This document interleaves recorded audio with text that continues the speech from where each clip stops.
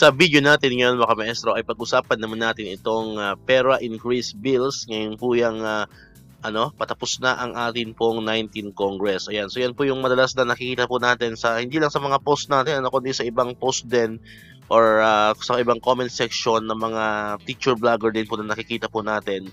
Ayan, so ang madalas po nilang tinatanong ay mayroon bang improvement, mayroon bang pag-usad itong mga bills na naipasa po or ginawa po sa Senado, no? Nitong kabuuan po ng 19th Congress mula syempre yan noong July 2022 hanggang ngayong 2025. Ayan, kasi alam naman natin pagdating ng July 1 ay uupo na po yung mga bagong halal na mga senador, bagong halal na mga congressmen, at yun na rin po ang formal na pagbubukas ng 20th Congress.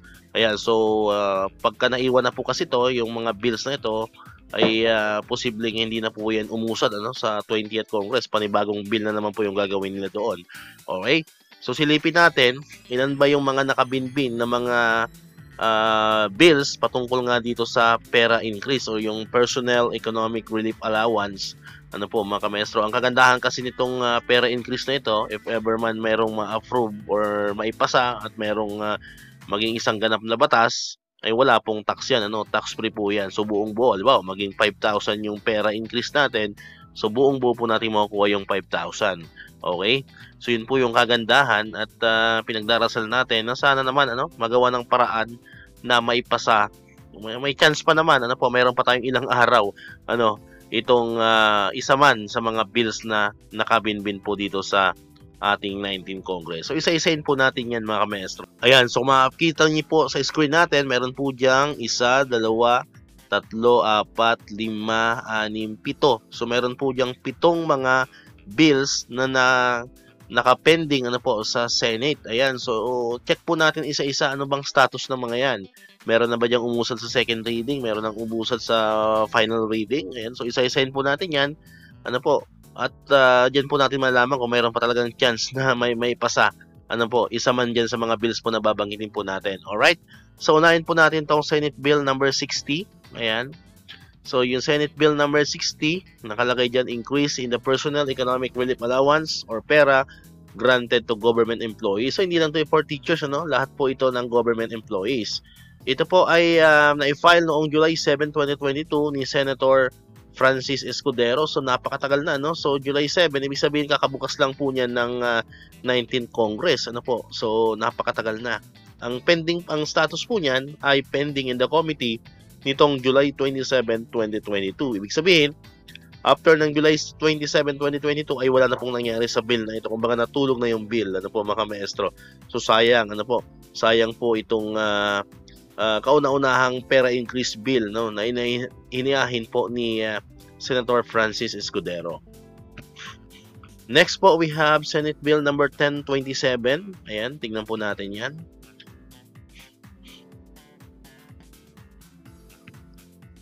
Ayan, so nakalagay po dyan, increasing the Personal Economic Relief Allowance granted to government employees. Yan naman po ay na-file noong August 4, 2022. So halos hindi po sila naglalayo nung nakaraang bill ni Senator Escudero. Ang author naman po ito ay si Senator Jingo Estrada. Ayan, so ang pending naman or ang status naman po niyan dito sa Senate is pending in the committee nitong September 5, 2022. So ibig sabihin, after ng September 5, 2022, same po sila noong unang-una, natulog na rin po itong bill na ito. Next, we have Senate Bill number 1378. Ayan, tingnan po natin yan. So ito po, ang title po niyan, Increase in the Personal Economic Relief Allowance or pera to government employees. Naipal naman po yan noong nakaraang October 12, 2022 ni Senator Mark Villar. So halos magkakadikit lang yung isa July, yung sumunod August, ito naman po ay October. So ang status po niyan, same lang po dun sa naunang dalawa, pending in the committee nitong November 7, 2022. Ibig sabihin, after nito ay natulog na rin itong bill na ito na wala na po siyang improvement, hindi na siya umusad sa Senado. Next, we have ayan, yung Senate Bill number 1406, nakalagay yan, increased in the Personal Economic Relief Allowance or pera granted to government employees. Ayan, tingnan po natin yan. So, ang author naman po niyan ay si Senator Ramon Bong Revilla Jr. Na-file po siya noong October 20, 2022. Ayan, ang status naman po niyan sa Senate is pending in the committee. Ayan, so pareho lang din, ano? Pareho ng kapalaran sa naunang tatlo. So, after nitong November 7 ay natulog na rin po itong bill na ito sa Senado. Then next po ay ang Senate Bill number 1553. Ayan, tingnan po natin yan. Ang title po niyan, Increasing the Personal Economic Relief Allowance, pera granted to government employees. Nitong na-file naman po siya noong November 28, 2022 ni Senator Lito Lapid. Ayan, so kung mapapansin po ninyo, halos magkakasunod lang, ano. So magkakasunod lang siya, apat na, no, pang-apat na ito na bill about pera increase na na-file po noong 2022. At ang status naman po niyan ay pending in the committee noong November 29, 2022. So after November 29 ay wala na rin pong nangyari dito sa bill na ito, mga kamaestro. Alright? The next po ay ang Senate Bill number 2562. Ayan, tingnan po natin yan. Senate Bill number 2562, Increasing the Personnel Economic Relief Allowance, pera granted to government employees. Na-file naman ito, medyo bago-bago lang, ano. Na-file naman po siya noong February 2022, 2024. So last year, ano po mga kamaestro, last year siya ni Senator J.B. Ejercito. Ayan, so nakalagay naman dito, ang kanya pong status ay pending in the committee. Ano po, noong February 26, 2024. So ang maganda sana dito, 5,000 to, ano mga kamaestro, kung naaprubahan ito. So magiging 5,000 na po sana ang ating pera. Ayan, kaso nga, nakita nyo naman po sa screen po natin ay pending pa rin po siya simula noong February 26, 2024. Next po ang panghuli, ano po, pangpito, itong Senate Bill number 2673. Ayan, tingnan po natin yan.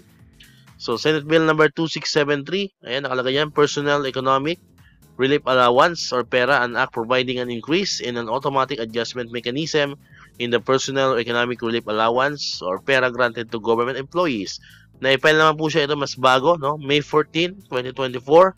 So almost a year pa lang po ang dumadaan at na-file naman po siya ni Senator Raffy Tulfo. At ang medyo nakakalungkot dito, same din po siya ng kapalaran ng mga nakaraang bills. So pending in the committee nitong May 15, 2024. Ayan, so after May 15, ay wala na rin pong nangyari dito sa bill na ito. Natulog na rin po siya sa Senado. Alright, so yan po, no? Yan po yung pitong mga Senate bills, no? Na may kaugnayan po sa Personal Economic Relief Allowance na naihain po sa Senate.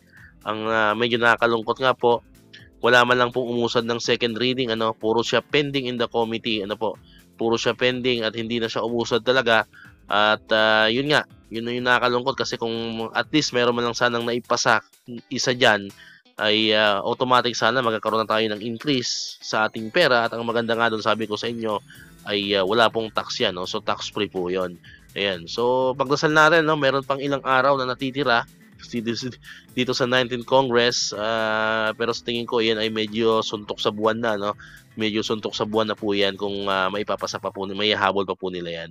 Alright, so let's hope and pray na lang na pagdating ng 20th Congress ay hindi na ganyan po yung kapalaran ng ating mga pera increase bills, ano? Sana mayroon na pong maihain at maipasa at maging isang ganap na batas para po yan sa ating pera increase. Alright, so dito ko natatapusin ng ating video ngayon, mga kamaestro. Kung di ka pa nakakapag-subscribe, click mo na ang subscribe button dyan para ikaw yung unang nakapanood ng mga videos na ina-upload natin. Katulad dito, yung mga updates pa rin about dito sa pera increase and sa mga benefits ng mga teachers and government employees.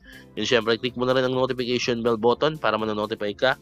Always updated ka pag may mga bago tayong uploaded videos. So muli, maraming salamat sa inyong panonood at pakikinig. Once again, El Maestro. See you on my next vlog. Bye-bye!